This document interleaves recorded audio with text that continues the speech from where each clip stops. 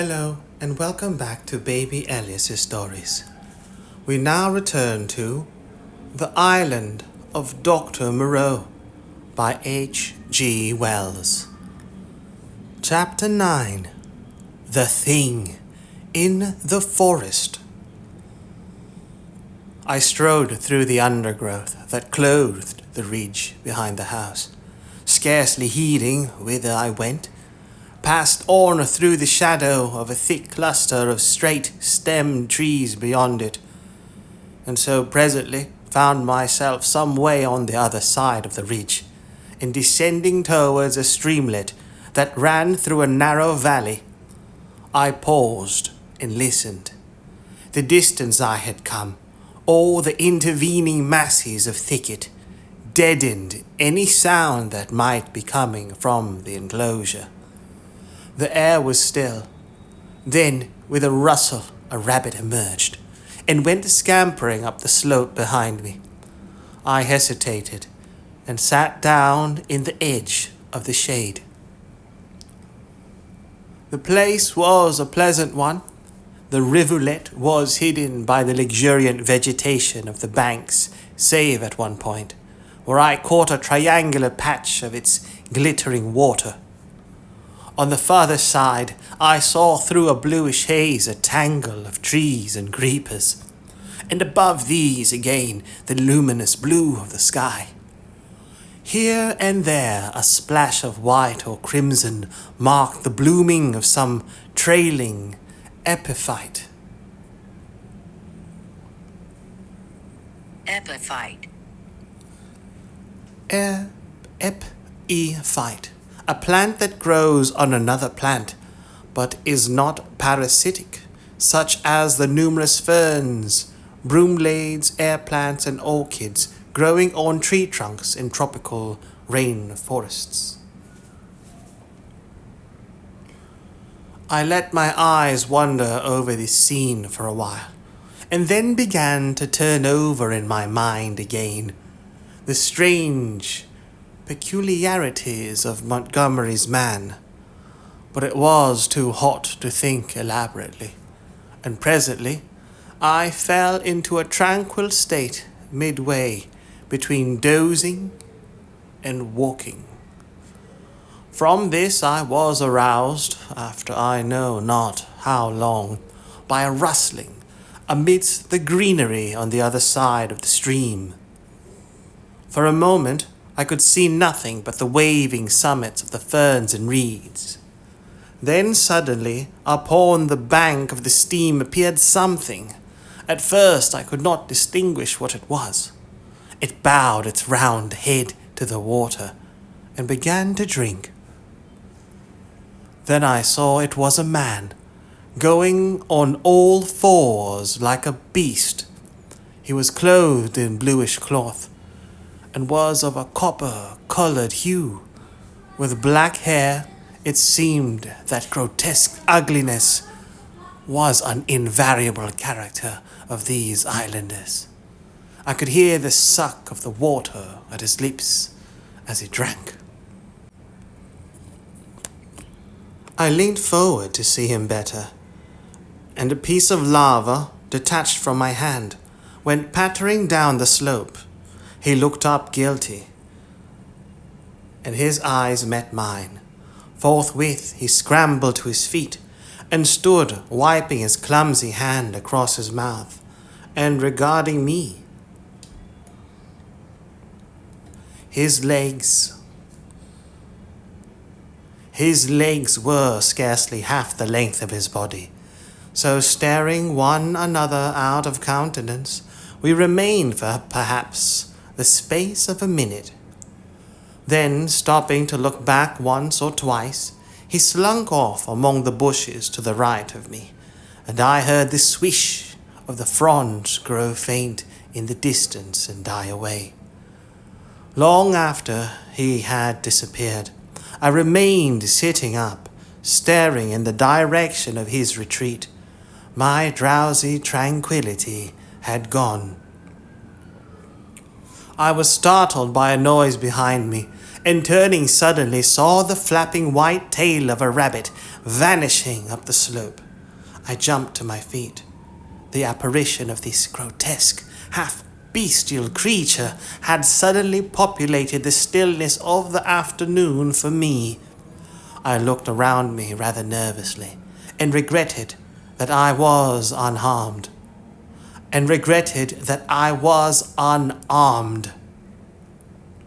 Then I thought that the man I had just seen had been clothed in bluish cloth, had not been naked as a savage would have been. I tried to persuade myself from that fact that he was, after all, probably a peaceful character, that the dull ferocity of his countenance belied him.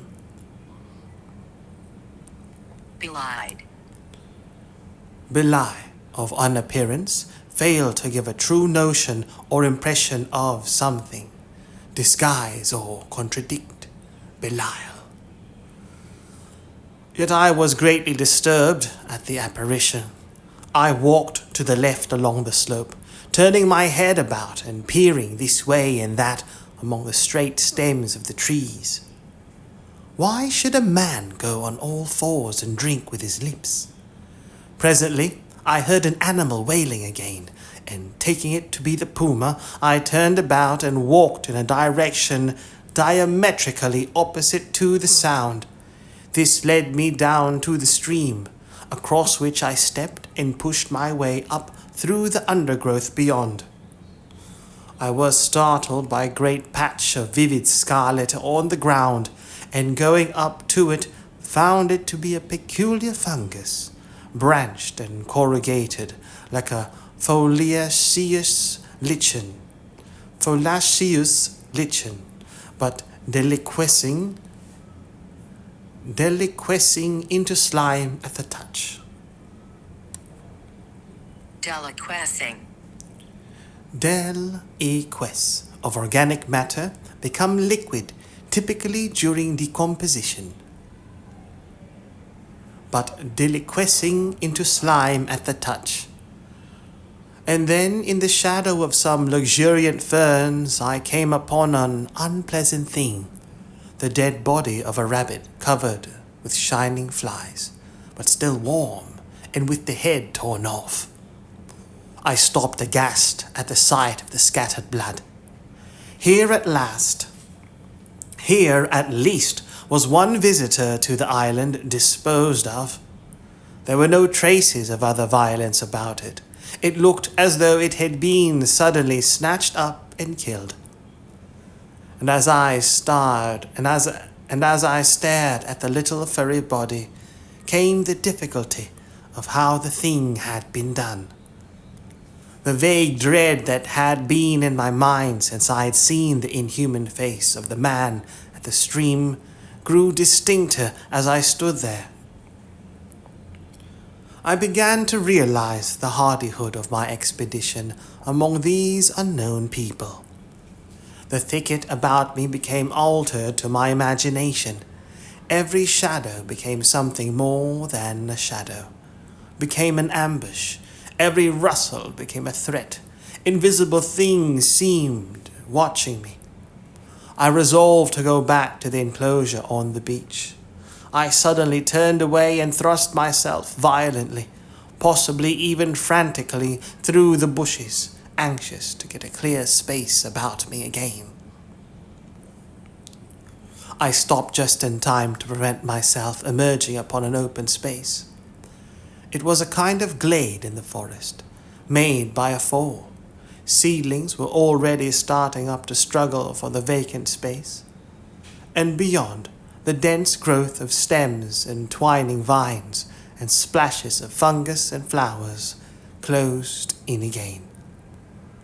Before me, squatting together upon the fungoid ruins of a huge fallen tree, and still unaware of my approach, were three grotesque human figures. One was evidently a female. The other two were men. They were naked, save for swathings of scarlet cloth about the middle, and their skins were of a dull pinkish drab color, such as I had seen in no savages before. They had fat, heavy, chinless faces, retreating foreheads, and a scant bristled hair upon their heads. I never saw such bestial-looking creatures. They were talking, or at least one of the men was talking to the other two, and all three had been too closely interested to heed the rustling of my approach. They swayed their heads and shoulders from side to side. The speaker's words came thick and sloppy, and though I could hear them distinctly, I could not distinguish what he said. He seemed to me to be reciting some complicated gibberish. Presently his articulation became shriller, and spreading his hands he rose to his feet. At that the others began to gibber in unison, also rising to their feet, spreading their hands and swaying their bodies in rhythm with their chant. I noticed then the abnormal shortness of their legs and their lank, clumsy feet. All three began slowly to circle round, raising and stamping their feet and waving their arms. A kind of tune crept into their rhythmic recitation and refrain. Alula, or Balula, it sounded like.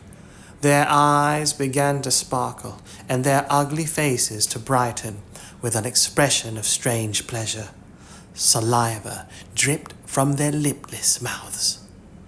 Suddenly, as I watched their grotesque and unaccountable gestures, I perceived clearly, for the first time, what it was that had offended me, what had given me the two inconsistent and conflicting impressions of utter strangeness and yet of the strangest familiarity. The three creatures engaged in this mysterious rite were human in shape, and yet human beings with the strangest air about them of some familiar animal.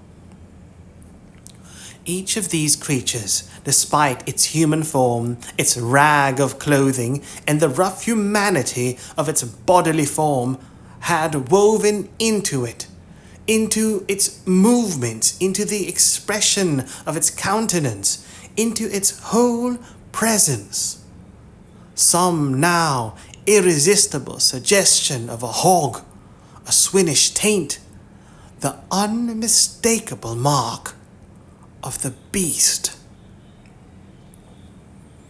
I stood overcome by this amazing realization, and then the most horrible questionings came rushing into my mind. They began leaping in the air, first one and then the other, whooping and grunting. Then one slipped, and for a moment was on all fours, to recover indeed forthwith. But that transitory gleam of the true animalism of these monsters was enough. I turned as noiselessly as possible, and becoming very now and then rigid with the fear of being discovered, as a branch cracked or a leaf rustled, I pushed back into the bushes. It was long before I grew bolder and dared to move freely. My only idea for the moment was to get away from these foul beings, and I scarcely noticed that I had emerged upon a faint pathway amidst the trees. Then, suddenly traversing a little glade, I saw, with an unpleasant start, two clumsy legs among the trees, walking with noiseless footsteps parallel with my course, and perhaps 30 yards away from me. The head and upper part of the body were hidden by a tangle of creeper. I stopped abruptly, hoping the creature did not see me. The feet stopped as I did. So nervous was I that I controlled an impulse to headlong flight with the utmost difficulty. Then, looking hard, I distinguished through the interlacing network the head and body of the brute I had seen drinking. He moved his head. There was an emerald flash in his eyes as he glanced at me from the shadow of the trees. a half-luminous color that vanished as he turned his head again. He was motionless for a moment, and then with a noiseless tread began running through the green confusion. In another moment he had vanished behind some bushes. I could not see him, but I felt that he had stopped and was watching me again. What on earth was he? Man or beast? What did he want with me? I had no weapon, not even a stick. Flight would be madness. At any rate, the thing, whatever it was, lacked the courage to attack me. Setting my teeth hard, I walked straight towards him. I was anxious not to show the fear that seemed chilling my backbone. I pushed through a tangle of tall white-flowered bushes and saw him 20 paces beyond, looking over his shoulder at me and hesitating. I advanced a step or two, looking steadfastly into his eyes. "Who are you?" said I. He tried to meet my gaze. "No," he said suddenly, and turning, went bounding away from me through the undergrowth. Then he turned and stared at me again. His eyes shone brightly out of the dusk under the trees. My heart was in my mouth, but I felt my only chance was bluff, and walked steadily towards him. He turned again and vanished into the dusk. Once more I thought I caught the glint of his eyes, and that was all. For the first time I realized how the lateness of the hour might affect me. The sun had set some minutes since. The swift dusk of the tropics was already fading out of the eastern sky, and a pioneer moth fluttered silently by my head. Unless I would spend the night among the unknown dangers of the mysterious forest, I must hasten back to the enclosure. The thought of a return to that pain-haunted refuge was extremely disagreeable.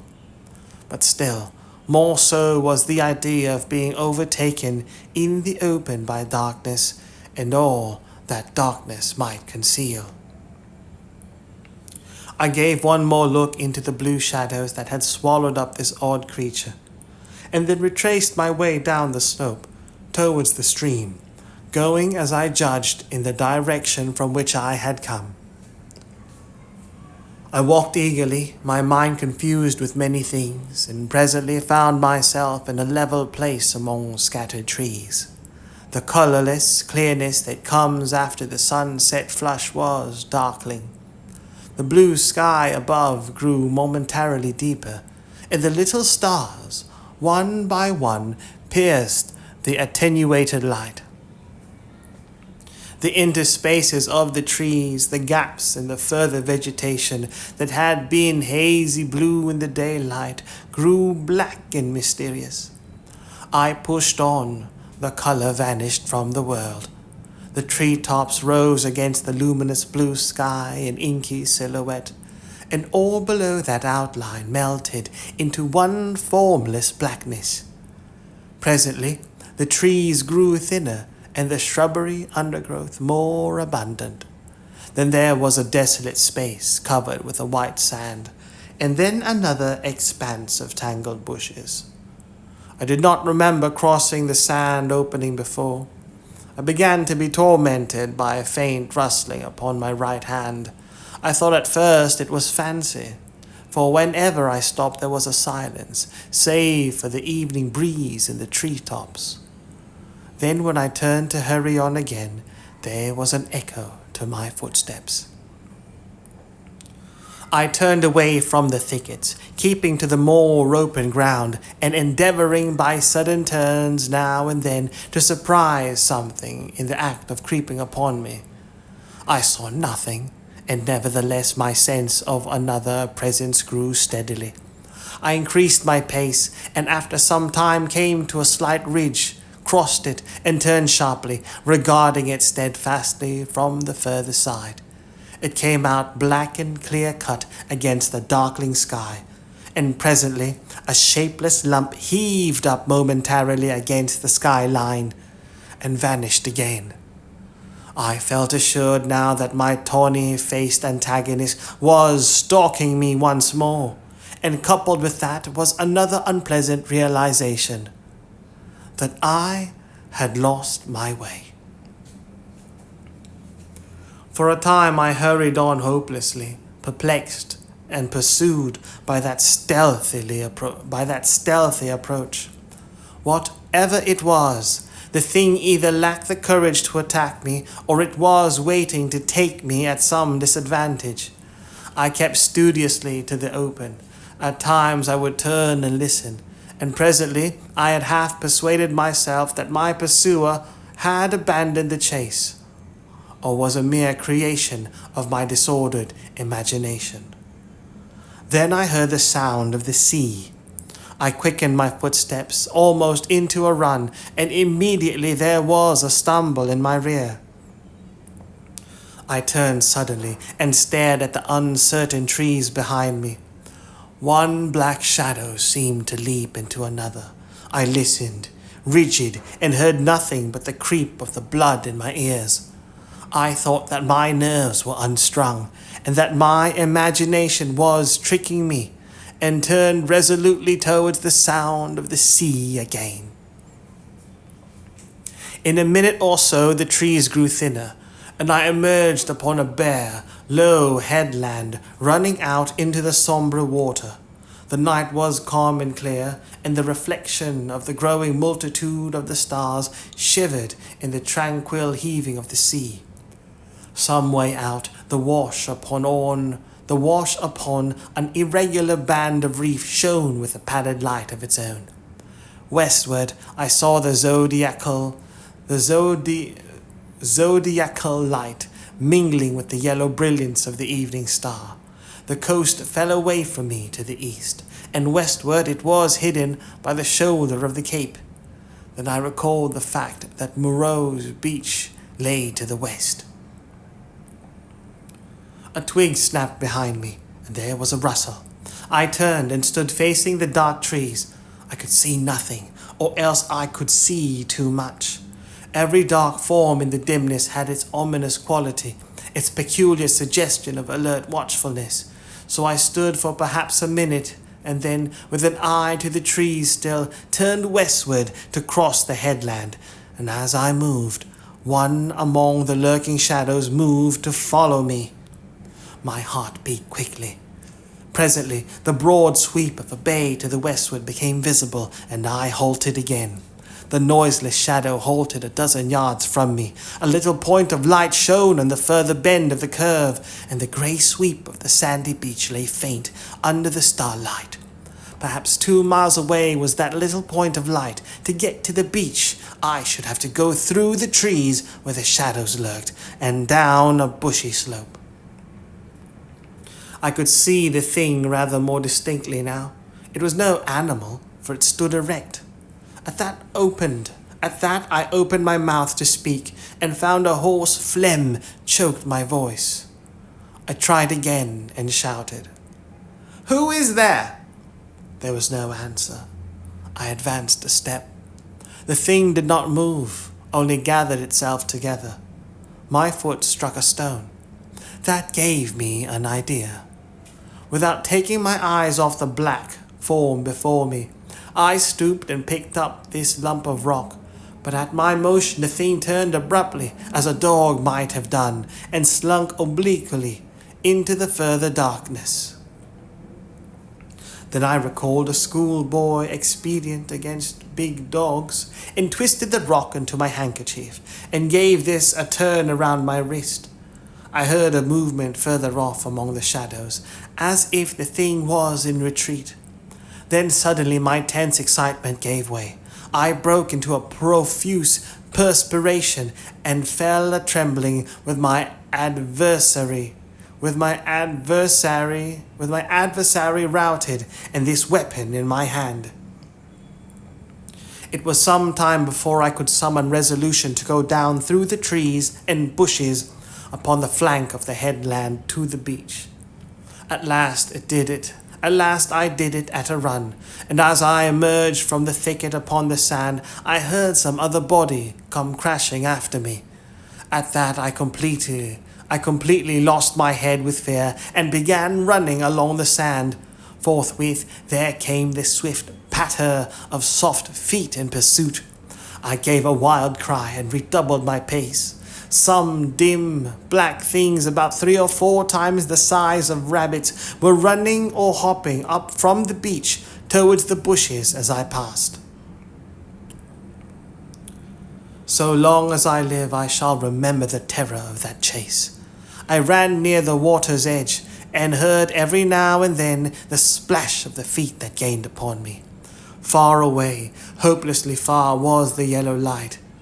All the night about us was black and still. Splash, splash, came the pursuing feet, nearer and nearer. I felt my breath going, for I was quite out of training. It whooped as I drew it, and I felt a pain like a knife at my side.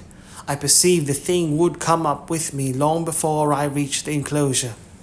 And desperate and sobbing for my breath, I wheeled round upon it and struck at it as it came up to me, struck with all my strength. The stone came out of the sling of the handkerchief as I did so. As I turned, the thing, which had been running on all fours, rose to its feet, and the missile fell fair on its left temple. The skull rang loud, and the animal man blundered into me, thrust me back with its hands, and went staggering past me to fall headlong upon the sand, with its face in the water, and there it lay still. I could not bring myself to approach that black heap. I left it there, with the water rippling round it, under the still stars, and giving it a wide berth, pursued my way towards the yellow glow of the house. And presently, with a positive effect of relief, came the pitiful moaning of the puma, the sound that had originally driven me out to explore this mysterious island. At that, though I was faint and horribly fatigued, I gathered together all my strength and began running again towards the light. I thought I heard a voice calling me. Chapter 10. The Crying of the Man. As I drew near the house, I saw that the light shone from the open door of my room, and then I heard coming from out of the darkness at the side of that orange oblong of light the voice of Montgomery shouting. "Prendick!" I continued running. Presently I heard him again. I replied by a feeble "Hello!" and in another moment had staggered up to him. "Where have you been?" said he, holding me at arm's length, so that the light from the door fell on my face. "We have both been so busy that we forgot you until about half an hour ago." He led me into the room and sat me down in the deck chair. For a while I was blinded by the light. "We did not think you would start to explore this island of ours without telling us," he said. And then, "I was afraid. But, what? Hello!" My last remaining strength slipped from me, and my head fell forward on my chest. I think he found a certain satisfaction in giving me brandy. "For God's sake," said I, "fasten that door." "You've been meeting some of our curiosities, eh?" said he. He locked the door and turned to me again. He asked me no questions, but gave me some more brandy and water, and pressed me to eat. I was in a state of collapse. He said something vague about his forgetting to warn me, and asked me briefly when I left the house and what I had seen. I answered him as briefly in fragmentary sentences. "Tell me what it all means," said I, in a state bordering on hysterics. "It's nothing so very dreadful," said he, "but I think you have had about enough for one day." The puma suddenly gave a sharp yell of pain. At that he swore under his breath. "I'm damned," said he, "if this place is not as bad as Gower Street with its cats." "Montgomery," said I, "what was that thing that came after me? Was it a beast, or was it a man?"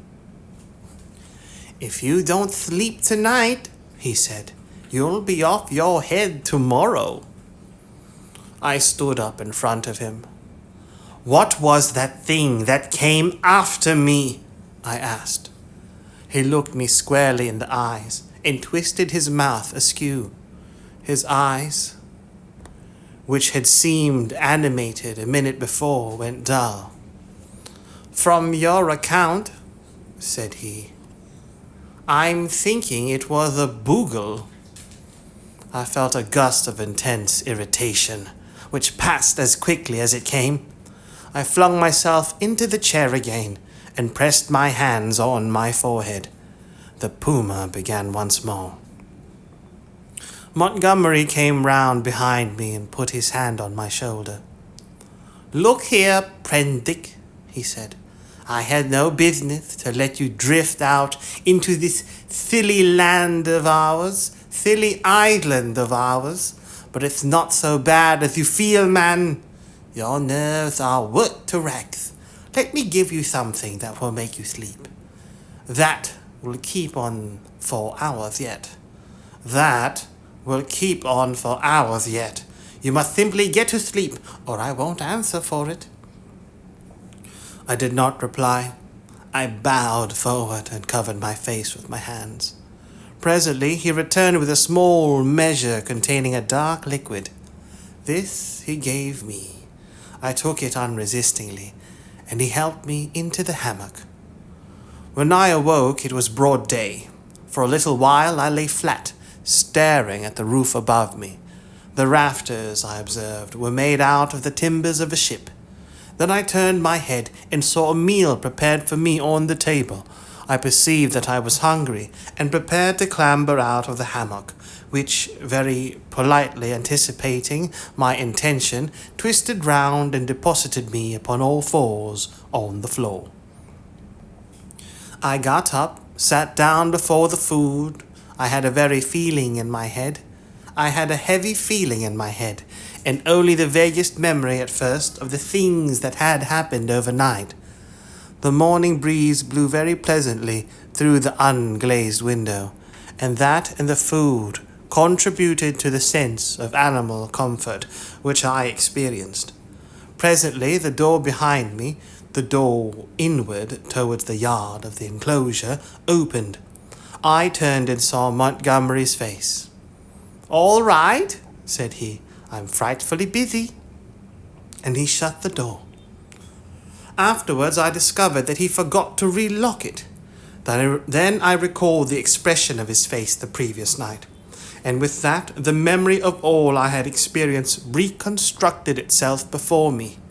Even as that fear came back to me, came a cry from within. But this time it was not the cry of a puma. I put down the mouthful that hesitated upon my lips and listened.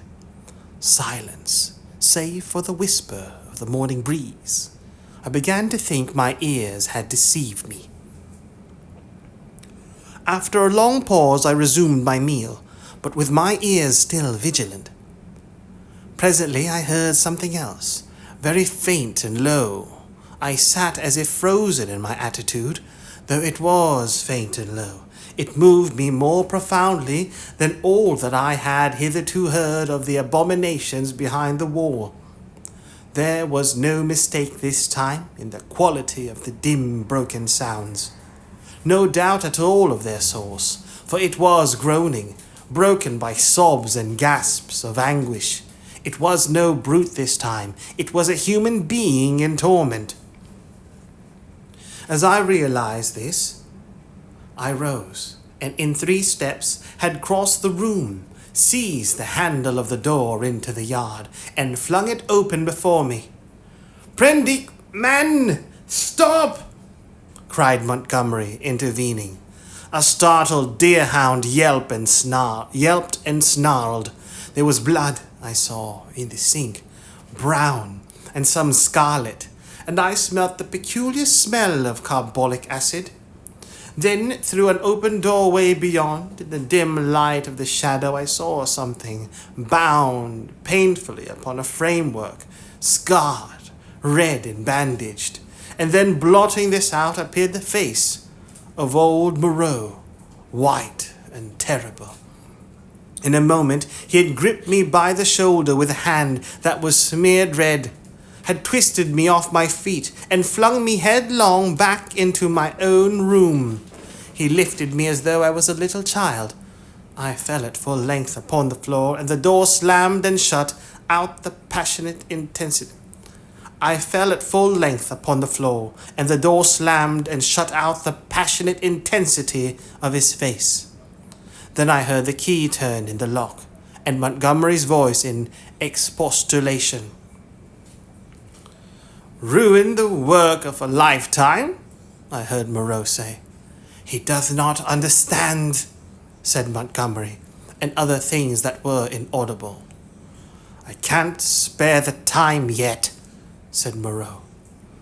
The rest I did not hear. I picked myself up and stood trembling, my mind a chaos of the most horrible misgivings. Could it be possible, I thought, that such a thing as the vivisection of men was carried on here? The question shot like lightning across a tumultuous sky, and suddenly the clouded horror of my mind condensed into a vivid realization of my own danger. Chapter 11. The Hunting of the Man. It came before my mind with an unreasonable hope of escape that the outer door of my room was still open to me. I was convinced now, absolutely assured, that Moreau had been vivisecting a human being. All the time since I had heard his name, I had been trying to link in my mind in some way the grotesque animalism of the islanders with his abominations. And now I thought I saw it all. The memory of his work on the transfusion of blood recurred to me. These creatures I had seen were the victims of some hideous experiment. These sickening scoundrels had merely intended to keep me back, to fool me with their display of confidence, and presently to fall upon me with a fate more horrible than death. With torture, and after torture, the most hideous degradation it is possible to conceive, to send me off a lost soul, a beast, to the rest of their cummus rout. I looked round for some weapon. Nothing. Then with an inspiration I turned over the deck chair, put my foot on the side of it, and tore away the side rail. It happened that a nail came away with the wood, and projecting gave a touch of danger to an otherwise petty weapon. I heard a step outside, and incontinently flung open the door and found Montgomery within a yard of it. He meant to lock the outer door. I raised this nail stick of mine and cut at his face, but he sprang back. I hesitated a moment, then turned and fled round the corner of the house. "Prendick, man!" I heard his astonished cry. "Don't be a silly ass, man!" Another minute, thought I, and he would have had me locked in and as ready as a hospital rabbit for my fate. He emerged behind the corner, for I heard him shout, "Prendick!" Then he began to run after me, shouting things as he ran. This time, running blindly, I went northeastward in a direction at right angles to my previous expedition. Once, as I went running headlong up the beach, I glanced over my shoulder and saw his attendant with him. I ran furiously up the slope over it, then turning eastward along a rocky valley fringed on either side with jungle, I ran for perhaps a mile altogether. My chest straining, my heart beating in my ears, and then hearing nothing of Montgomery or his man, and feeling upon the verge of exhaustion, I doubled sharply back towards the beach, as I judged, and lay down in the shelter of a canebrake. There I remained for a long time, too fearful to move, and indeed too fearful even to plan a course of action. The wild scene about me lay sleeping silently under the sun, and the only sound near me was the thin hum of some small gnats that had discovered me. Presently I became aware of a drowsy breathing sound, the soughing of the sea upon the beach. After about an hour I heard Montgomery shouting my name, far away to the north. That set me thinking of my plan of action. As I interpreted it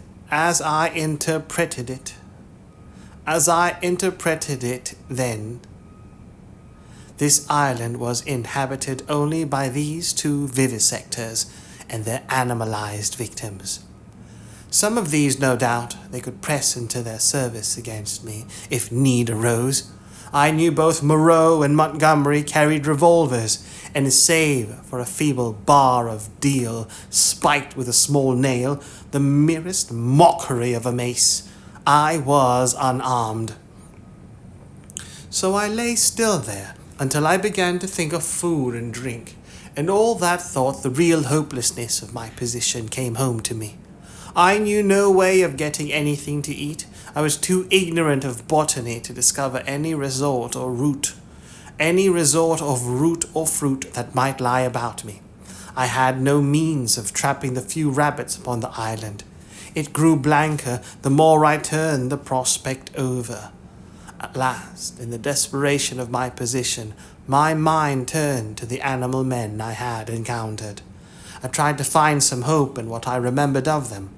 In turn, I recalled each one I had seen, and tried to draw some augury of assistance from my memory. Then suddenly I heard a staghound bay, and at that realized a new danger. I took little time to think, or they would have caught me then, but snatching up my nailed stick, I rushed headlong from my hiding place towards the sound of the sea. I remember a growth of thorny plants, with spines that stabbed like penknives. I emerged bleeding, with torn clothes, upon the lip of a long creek opening northward. I went straight into the water without a minute's hesitation, wading up the creek, and presently finding myself knee-deep in a little stream. I scrambled out at last on the westward bank, and with my heart beating loudly in my ears, crept into a tangle of ferns to await the issue. I heard the dog, there was only one, draw nearer, and yelp when it came to the thorns. Then I heard no more, and presently began to think I had escaped. The minutes passed, the silence lengthened out, and at last, half an hour of security, my courage began to return to me. By this time I was no longer very much terrified or very miserable. I had, as it were, passed the limit of my terror and despair. I felt now that my life was practically lost, and that persuasion made me capable of daring anything. I had even a certain wish to encounter Moreau face to face, and as I had waded into the water, I remembered that if I were too hard pressed at least one path, at least one path of escape from torment still lay open to me. They could not very well prevent my drowning myself. I had half a mind to drown myself then, but an odd wish to see the whole adventure out, a queer, impersonal, spectacular interest in myself, restrained me. I stretched my limbs, sore and painful from the pricks of the spiny plants, and stared around me at the trees, and so suddenly that it seemed to jump out of the green tracery about it. My eyes lit upon a black face watching me. I saw that it was the simian creature who had met the launch upon the beach. He was clinging to the oblique stem of a palm tree. I gripped my stick and stood facing him. He began chattering. You, was all I could distinguish at first. Suddenly he dropped from the tree, and in another moment was holding the fronds apart and staring curiously at me. I did not feel the same repugnance towards this creature which I had experienced in my encounters with the other beastmen. You, he said, in the boat. He was a man then, at least as much of a man as Montgomery's attendant, for he could talk. Yes, I said. I came in the boat, from the ship. Oh, he said, and his bright, restless eyes travelled over to me, to my hands, to the stick I carried, to my feet, to the tattered places in my coat, and the cuts and scratches I had received from the thorns. He seemed puzzled at something. His eyes came back to my hands. He held his own hand out and counted his digits slowly. 1, 2, 3, 4, 5, 8. I did not grasp his meaning then. Afterwards I was to find that a great proportion of these beast people had malformed hands, lacking sometimes even 3 digits. But guessing this was in some way a greeting, I did the same thing by way of reply. He grinned with immense satisfaction. Then his swift, roving glance went round again. He made a swift movement and vanished. The fern fronds he had stood between came swishing together. I pushed out of the brake after him and was astonished to find him swinging cheerfully by one lank arm from a rope of creepers that looped down from the foliage overhead. His back was to me. "Hello," said I. He came down with a twisting jump and stood facing me. "I say," said I, "where can I get something to eat?" "Eat," he said. "Eat man's food now." And his eye went back to the swing of ropes. "At the huts." "But where are the huts?" "Oh, I'm new, you know." At that he swung round and set off at a quick walk. All his motions were curiously rapid. "Come along," said he. I went with him to see the adventure out. I guessed the huts were some rough shelter where he and some more of these beast people lived. I might perhaps find them friendly, find some handle in their minds to take hold of. I did not know how far they had forgotten their human heritage. My ape-like companion trotted along by my side, with his hands hanging down and his jaw thrust forward. I wondered what memory he might have in him. How long have you been on this island?" said I. "How long?" he asked, and after having the question repeated, he held up 3 fingers.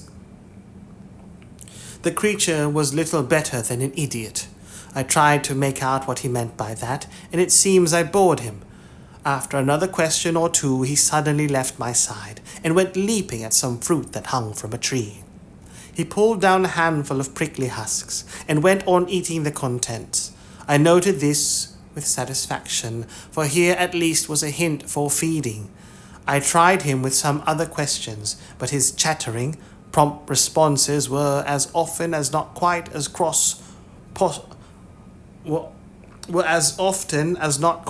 cross purposes with my question. Some few were appropriate, others quite parrot-like. I was so intent upon these peculiarities that I scarcely noticed the path we followed. Presently we came to trees, all charred and brown, and so to a bare place covered with a yellow-white incrustation, across which a drifting smoke, pungent in whiffs to nose and ears, went drifting. On our right, over a shoulder of bare rock, I saw the level blue of the sea.